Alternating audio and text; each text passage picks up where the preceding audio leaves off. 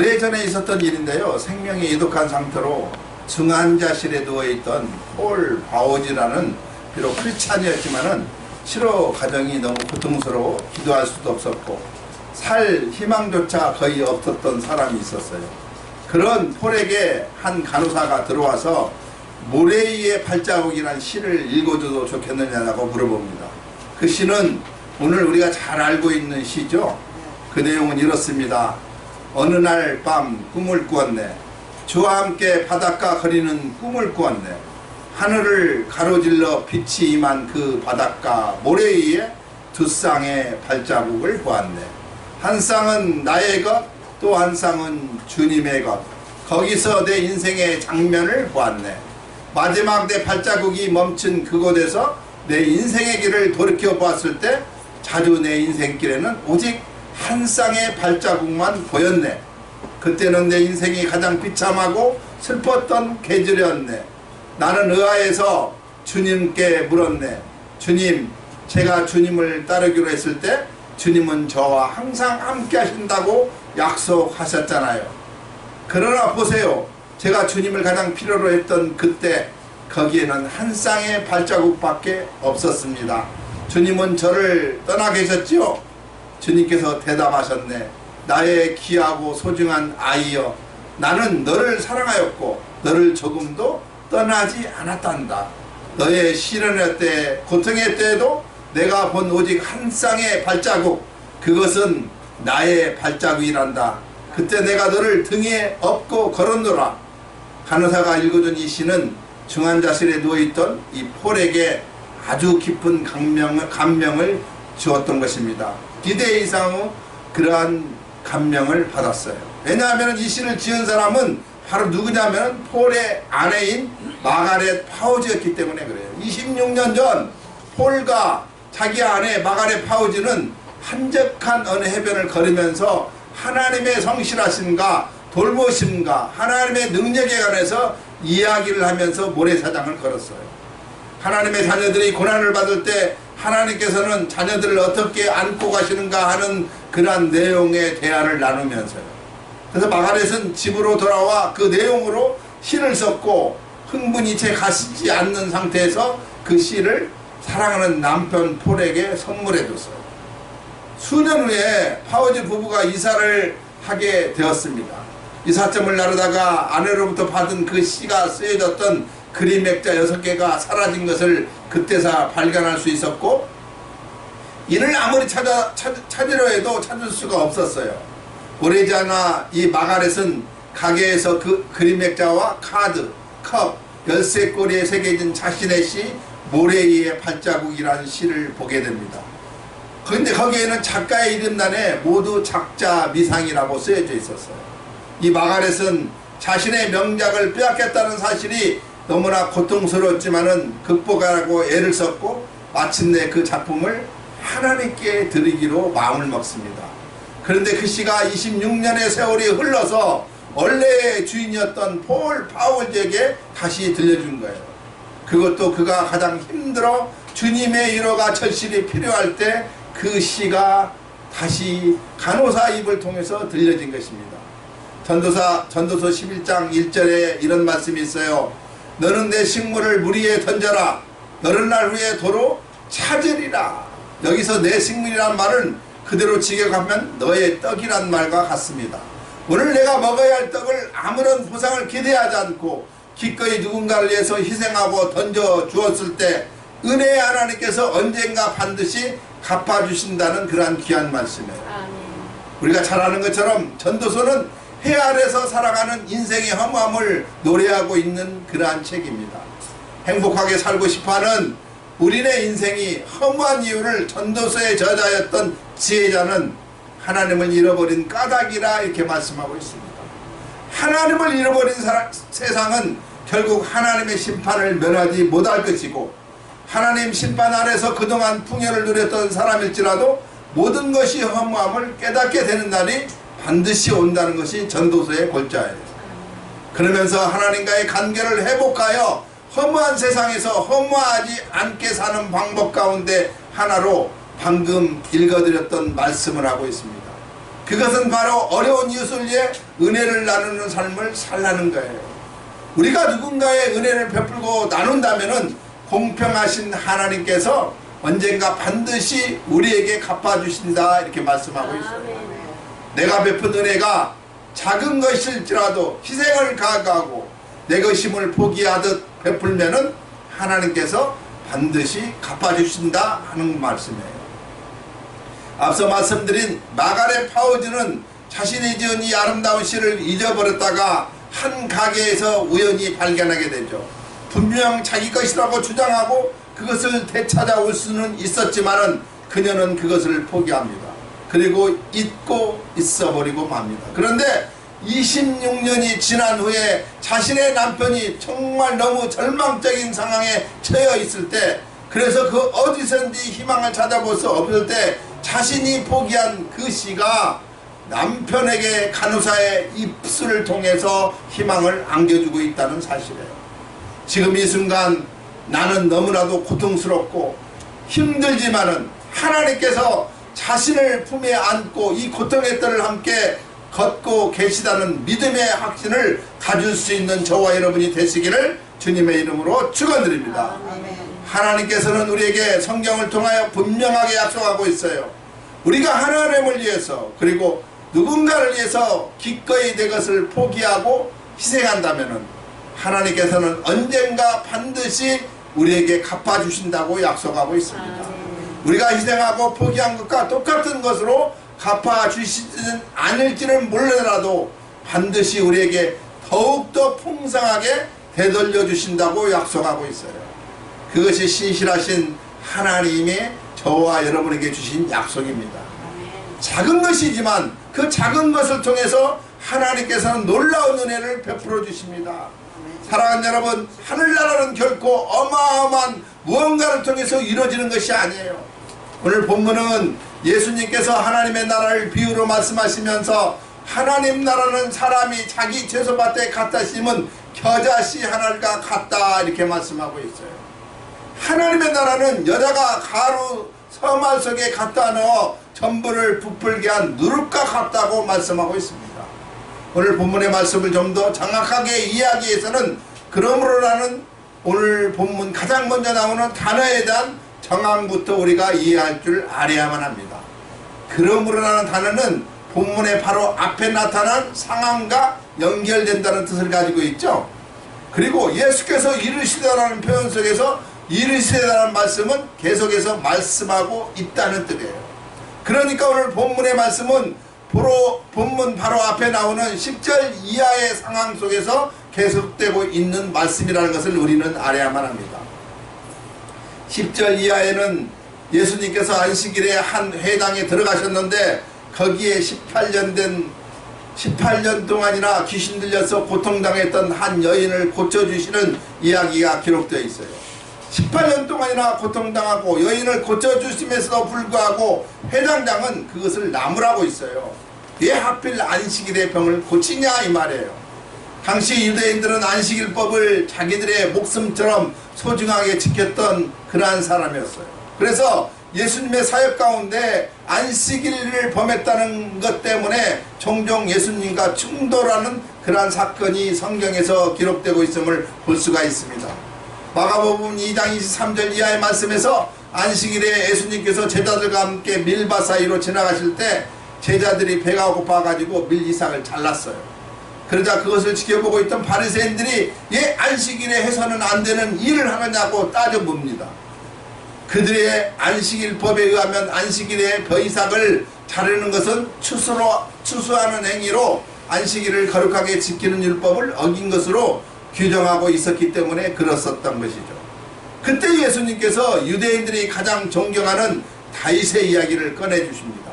다윗이 사울을 피해 도망다닐 때 자신을 따랐던 사람들이 너무 시장하여 아비아달에게 제사장에게 먹을 것을 달라고 요청을 했어요.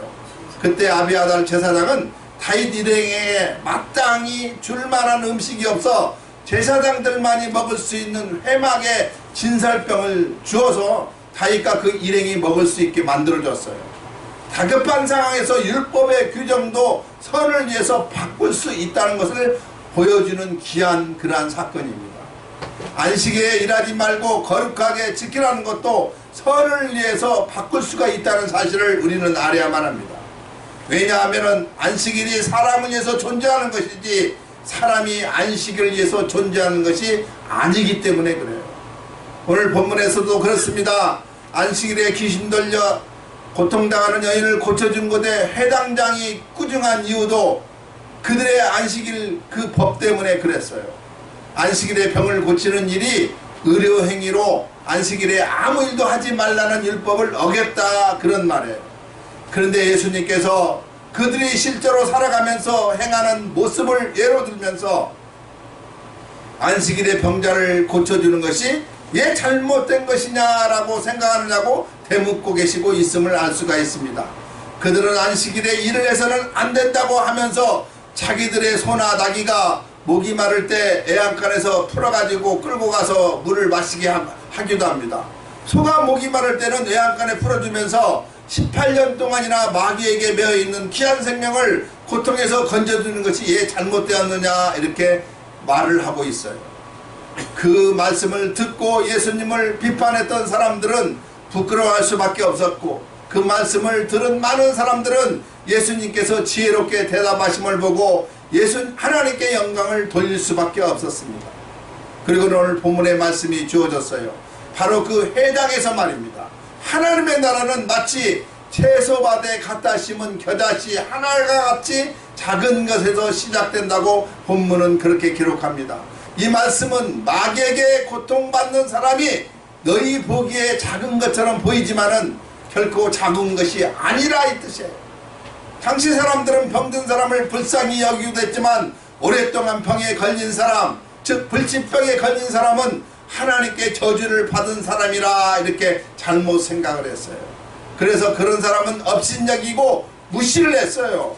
그러나 예수님께서는 사람들에게 그렇게 업신여김 받고 무시당하는 그러한 사람, 다른 사람들이 보잘것없다고 치부하는 그런 사람을 통해서 하나님의 나라가 이루어진다고 말씀하고 계시고 있음을 볼 수가 있습니다. 그 보잘것없고 업신여김을 받은 사람이 여러분 누군지 아십니까? 예수님의 은혜로 치유된 사람을 말하고 있어요. 우리 주님께서 주님의 자비와 사랑으로 고쳐주신 사람을 말하고 있습니다. 그 마음에 예수 그리스도 사랑과 예수 그리스도 치유가 있는 사람을 말하고 있습니다. 그 사람이 바로 이 땅에 하나님의 나라를 보여줄 사람이에요. 오늘 아파서 왔습니까? 기도를 통해서 나으면은 그 나음을 통해서 하나님의 나라를 보여주기 위해서 하나님께서 낫게 해준다는 사실을 여러분 믿으시기 바랍니다. 여러분, 우리는 분명하게 기억할 줄 알아야 해요. 하나님의 나라는 심령이 가난한 자에게 주어진 은총이 하나님 나라예요. 사람들에게 무시당하고 업신여김을 당하는 힘없는 사람, 자신의 능력을 거부하고 예수 그리스도에게 온전히 복종된 사람을 말하고 있습니다. 그들의 마음에 하나님의 나라가 임한다는 사실을 우리는 알아야만 합니다. 그리고 그들을 통해서 세상에 하나님의 나라가 드러날 수 있다는 거예요. 똑똑하고 잘나고 부자인 사람을 통해서 하나님의 나라가 드러나는 것이 결코 아니다는 사실이에요.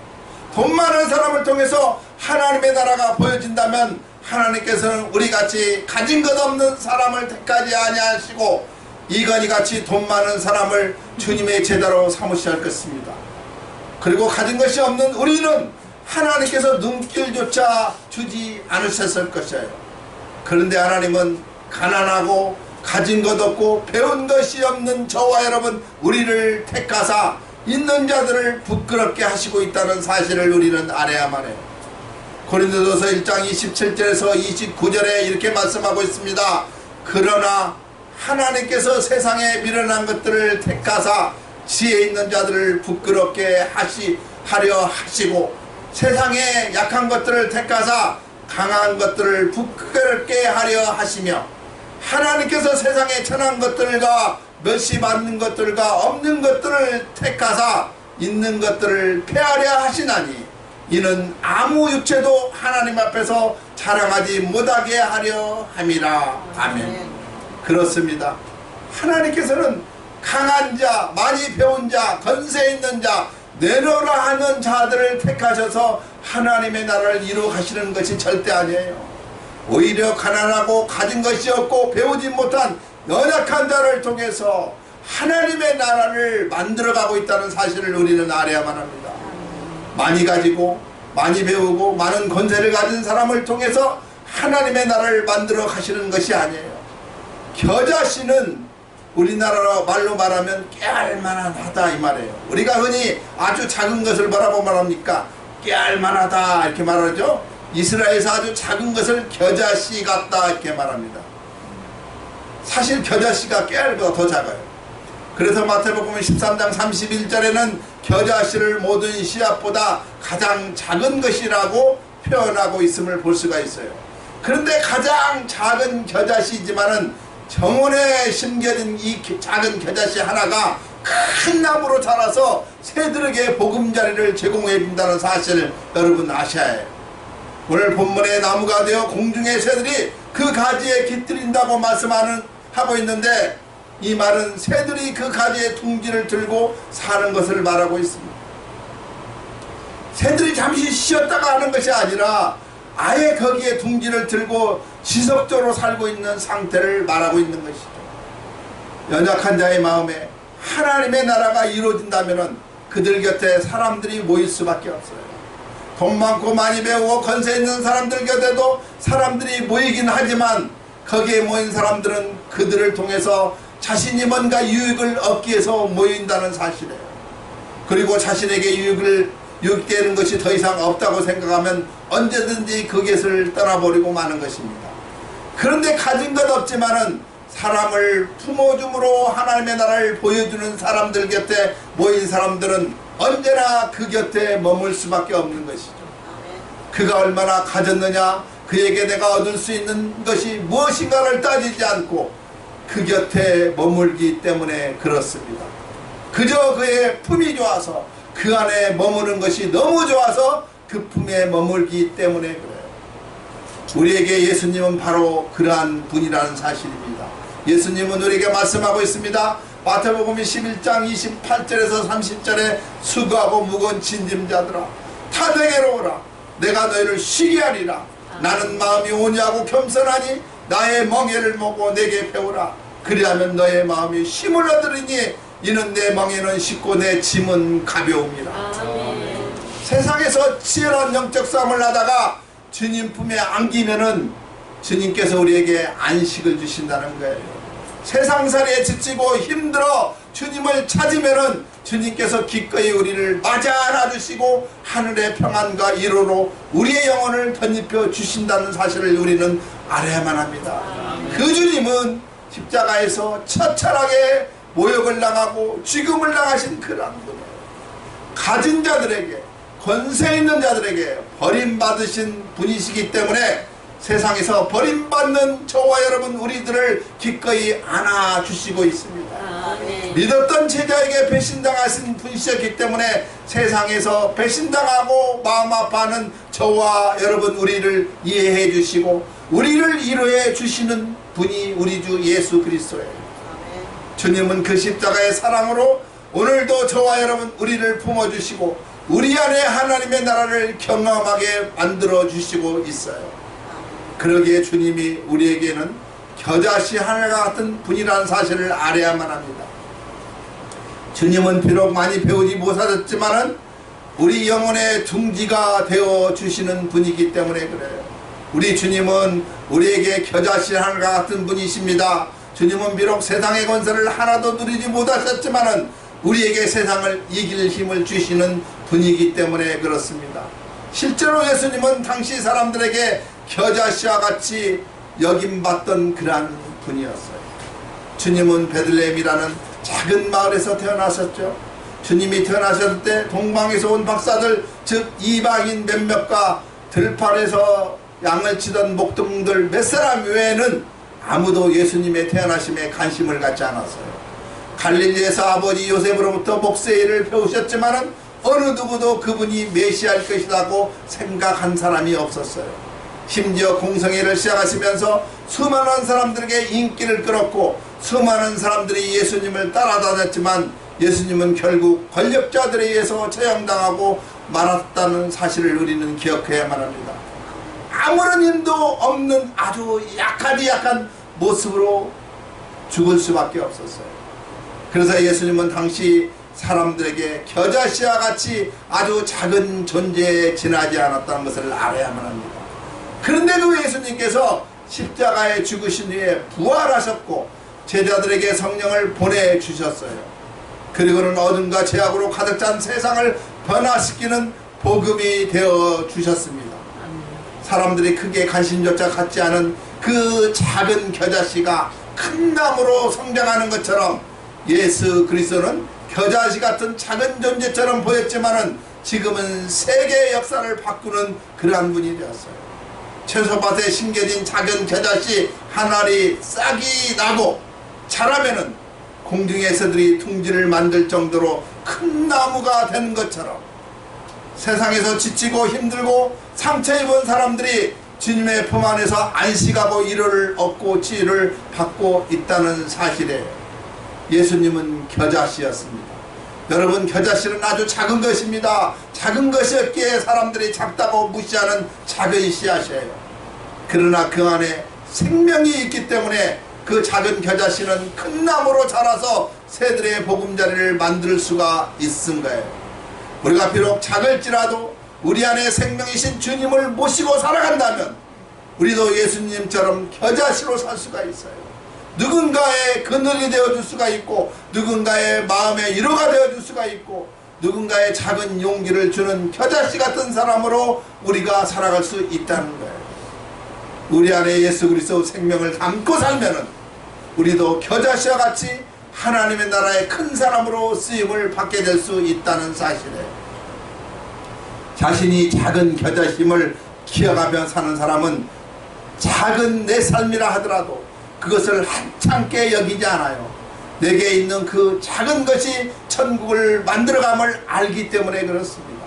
그리고 내가 작은 겨자씨임을 기억하며 사는 사람은 내 작은 삶일지라도 언제나 최선을 다하면서 살 수밖에 없어요. 그 작은 삶을 통해서 하나님의 나라가 만들어진다는 사실을 알고 있기 때문에 그렇습니다. 내가 작은 겨자씨임을 기억하며 사는 사람은 비록 우리 자신이 세상에서 내세울 것이 없는 연약한 사람이라 할지라도 그것 때문에 낙심하지 않아요. 그 작은 우리의 모습에 거대한 하나님의 나라가 임하여 있음을 알기 때문에 그래요. 내가 작은 겨자씨임을 기억하면서 하나님의 나라를 보여주는 믿음의 사람은 때로 우리의 삶 속에서 실패하고 넘어진다 하더라도 결코 낙심하지 않아요. 지금은 작아서 작은 바람에 흔들리고 넘어지지만은 언젠가 하나님의 품 안에서 큰 나무로 자라 많은 사람에게 유익을 주는 사람으로 쓰임받게 될 날이 반드시 온다는 사실을 알고 있기 때문에 그렇습니다. 내가 작은 겨자씨임을 기억하며 사는 사람들은 나보다 더 약하고 힘없는 사람이라 하더라도 그를 절대 업신여기지 않아요. 나의 작은 모습 속에서 하나님의 나라가 임하는 것처럼 내 형제의 작은 모습 가운데서 하나님의 나라가 임한다는 사실을 알고 있기 때문에 그러는 것입니다. 내가 작은 겨자씨임을 기억하며 사는 사람은 때로 죄를 짓기도 하고 유혹에 넘어갈지라도 죄의 자리에서 머물러 있지 않아요. 죄가 지배하지 못하는 하나님의 나라에 사는 사람이기 때문인 것입니다. 내가 작은 겨자씨임을 기억하며 사는 사람은 내 믿음이 작고 보잘것이 없다 할지라도 절대 포기하지 않아요. 예수님께서 말씀하신 것처럼 우리에게 겨자씨 하나만큼의 믿음만 있어도 우리 앞을 가로막고 있는 거대한 산을 옮길 수 있음을 알고 있기 때문에 그렇습니다. 사랑하는 여러분, 우리 안에 예수님이 계시면 우리는 겨자씨예요. 거대한 세상을 이기는 작은 겨자씨가 바로 저와 여러분이에요. 이 작은 겨자씨의 믿음으로 하나님의 나라를 다 같이 누리며 살아가는 저와 여러분이 다 되시기를 주님의 이름으로 축원드립니다. 기도하겠습니다. 하나님 아버지 감사합니다. 정말